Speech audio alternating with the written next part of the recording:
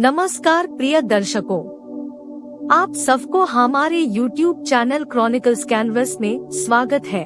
आज हम इतिहास की सबसे अनोखे और खतरनाक द्वीप के बारे में जानेंगे। परिचय। बंगाल की खाड़ी के भीतर अंडमान द्वीपसमूह में स्थित उत्तरी सेंटिनल द्वीप एक रहस्यमय द्वीप है जो अपने स्वदेशी लोगों सेंटिनलीज द्वारा संरक्षित है। उनके जानबूझकर अलगाव और बाहरी लोगों के प्रति अटूट शत्रुता ने इस भारतीय द्वीप को रहस्य में ढक दिया है, जिससे जनजातियों के साथ जुड़ने का कोई भी प्रयास एक खतरनाक प्रयास बन जाता है। इतिहास। उत्तरी सेंटिनल द्वीप का ऐतिहासिक वर्णन सीमित जानकारी में छिपा हुआ है, जिससे बहुत कुछ अनुमान पर निर्भर है। इतिहासकार एक दिलचस्प धारणा है कि द्वीपवासी अपनी जड़ें अफ्रीका में खोज सकते हैं, जो एक प्रवासी मूल की ओर इशारा करता है। शिकारी संग्रहकर्ता जीवन शैली को अपनाते हुए उनका अस्तित्व कृषि या कृषि पद्धतियों से रहित समुद्री खाद्य केंद्रित आहार पर बहुत अधिक निर्भर करता है। हवाई सर्वेक्षण से उनके साधारण आवासों की झलक मिलती है, जिनमें छोटी झोपड़ियां होती हैं, जबकि अल्पविकसित नावें चट्टान के शिकार के लिए आवश्यक उपकरण के रूप में काम करती हैं। 2018 में भारत सरकार के अनुमान से पता चला है कि जनसंख्या 40 के करीब है। हालांकि परस्पर विरोधी स्रोत 100 के करीब का आंकड़ा बताते हैं। दुर्लभ मुठभेड़ों और तस्वीरों में कैद सेंटिनलीज एक अलग शारीरिकता प्रस्तुत करते हैं। छोटे मांसल फ्रेम, बहुत गहरे रंग की त्वचा से सजे हुए। उनकी पारंपरिक पोशाक या उसकी कमी में नग्नता शामिल है, जो कमर बेल्ट द्वारा पूरक है। विशेष रूप से लिंग असंतुलन का झुकाव उनके समुदाय में महिलाओं की तुलना में अधिक पुरुषों की ओर होता है। उत्तरी सेंटिनल द्वीप की ऐतिहासिक गूंज मार्को पोलो के लेखन में हल्की सी गूंजती है, जिन्होंने भारत की अपनी यात्रा के दौरान अंडमान द्वीप समूह की यात्रा की थी। हालांकि उन्होंने स्पष्ट रूप से नॉर्थ सेंटिनल का दस्तावेजीकरण नहीं किया, लेकिन पोलो के खातों में अंडमान द्वीपवासियों का वर्णन अजीबोगरीब विशेषताओं के साथ किया गया है। सिर, दांत और कुत्तों जैसी आँखें। इसके अतिरिक्त उन्होंने अंडमान के लोगों को नरभक्षी करार दिया, जिससे इस क्षेत्र के अतीत में रहस्य की एक परत जुड़ गई। सेंटिनलीज संस्कृति और भाषा की खोज करते समय रहस्य और गहरा हो जाता है। कुछ अनुमान उन्हें व्यापक अंडमानी भाषा परिवार में रखते हैं, जो संभावित रूप से पापुआन भाषाओं से जुड़ा हुआ है। फिर भी अन्य अंडमान जनजातियों के साथ मुठभेड़ से सेंटिनाली भाषा को समझने में असमर्थता प्रकट होती है, जिससे उनकी भाषाई पहचान रहस्य में डूब जाती है। सांस्कृतिक प्रथाएं मायावी बनी हुई हैं, जिससे इस पृथक समुदाय की जीवन शैली पर रहस्य का पर्दा पड़ा हुआ है। बाहरी लोगों से मुलाकातें।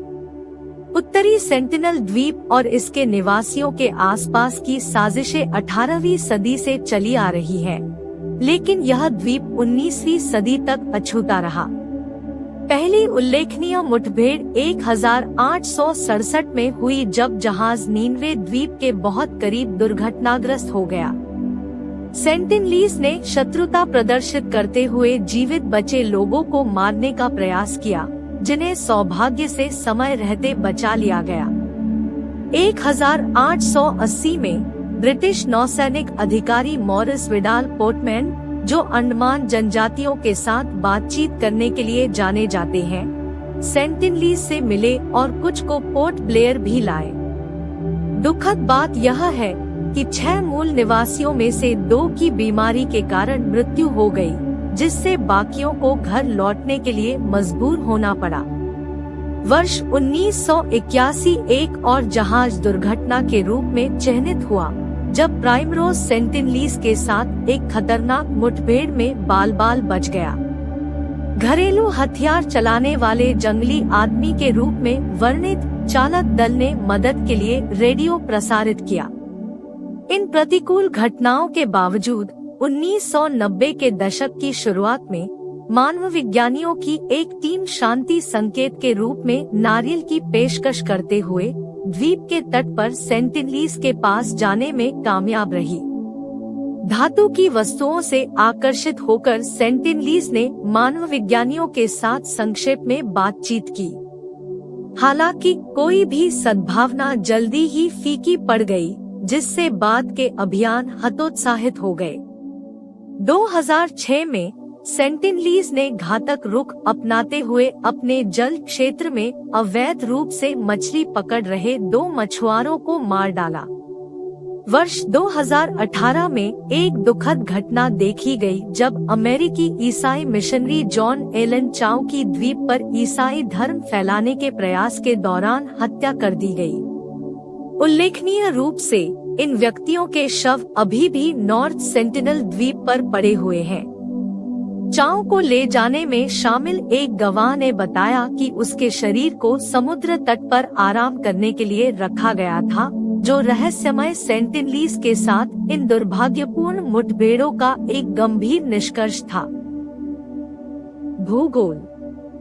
नॉर्थ सेंटिनल द्वीप की खोज एक अनूठी चुनौती है। एक हवाई जहाज की परिधि से कोई भी इस निषिद्ध क्षेत्र की झलक देख सकता है, जिसमें हरे भरे जंगलों, क्रिस्टल साफ नीले पानी और जीवंत मूंगा चट्टानों से सजे एक सुरम्य उष्णकटिबंधीय आश्रय का पता चलता है, जो कि 60 वर्ग किलोमीटर के मामूली दायरे में घिरा हुआ है। इसका निर्जन समकक्ष दक्षिण सेंटिनल द्वीप रहस्य का एक तत्व जोड़ता है, क्योंकि यह स्पष्ट नहीं है कि उत्तरी सेंटिनल के निवासी इस पड़ोसी भूमि की यात्रा में संलग्न है या नहीं। 2004 के हिंद महासागर में आए भूकंप के बाद नॉर्थ सेंटिनल के परिदृश्य में परिवर्तनकारी बदलाव आया। इस भूकंपीय घटना ने न केवल द्वीप को पानी से कई मीटर ऊपर उठा दिया, बल्कि पास के एक छोटे से द्वीप को मुख्य विस्तार के साथ विलय करने में भी मदद की। भूकंप और उसके बाद आई सुनामी के बाद भारत सरकार ने सेंटिनलीज के कल्याण का आकलन करने के लिए एक हेलीकॉप्टर भेजा। उम्मीदों के विपरीत द्वीपवासियों ने प्राकृतिक आपदा का बिना किसी नुकसान के सामना किया, विमान पर तीर चलाकर और पत्थर फेंककर अपनी पारंपरिक शत्रुता प्रदर्शित की। इस पर्यावरणीय उथल-पुथल के विनाशकारी परिणामों से बचने में सेंटिनलीज का लचीलापन एक जटिल पहेली बना हुआ है, जो उनके अस्तित्व के रहस्यों को जानने की कोशिश कर रहे शोधकर्ताओं को भ्रमित कर रहा है। राजनीति। 1956 में भारत सरकार ने उत्तरी सेंटिनल द्वीप के 9.26 किलोमीटर के दायरे में सभी घरेलू और विदेशी यात्राओं पर प्रतिबंध लगाने के लिए आदिवासी जनजाति अधिनियम में शामिल कठोर कानून बनाया। इस कानूनी बाधा का उद्देश्य पृथक सेंटिनलिस्ट जनजाति को बाहरी हस्तक्षेप से बचाना है। आश्चर्यजनक रूप से जो लोग अपने जोखिम पर इस निषिद्ध क्षेत्र में अतिक्रमण करना चुनते हैं और जनजाति के हाथों घातक अंत का सामना करते हैं, उन्हें भारत सरकार द्वारा अभियोजन से छूट दी जाती है, जिससे उनके शव बरामद होने की भी संभावना नहीं है।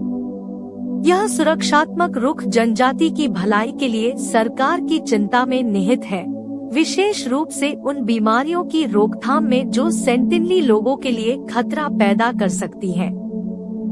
जनजाति के भविष्य की असुरक्षा को पहचानते हुए शोधकर्ता सेंटिनलीज की संभावित गिरावट के बारे में आशंका व्यक्त करते हैं, एक ऐसे परिदृश्य पर विचार करते हुए जहां उन्हें बाहरी प्रभावों से स्वतंत्र विलुप्त होने का सामना करना पड़ सकता है। संरक्षण और जनजाति के प्राकृतिक प्रक्षेप पथ के बीच यह नाजुक संतुलन उत्तरी सेंटिनल द्वीप की राजनीति के आसपास की जटिलताओं को रेखांकित करता है। निष्कर्ष। इतिहास के अनगिनत देशों की तरह सेंटिनलीज भी अपने क्षेत्र की रक्षा करने के अपने अधिकार का दावा करते हैं। यह भावना पूरे समय गूंजती रही है। ऐसी दुनिया में जहां केवल 100 अछूती जनजातियां बची हैं, उनकी जीवन शैली और इतिहास के रहस्यों को जानने का आकर्षण निर्विवाद है।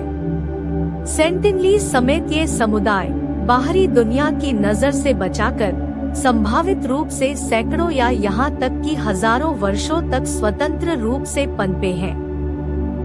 यह एक सामूहिक आशा है कि वे आने वाले कई वर्षों तक अपने एकांत में बने रह सकते हैं।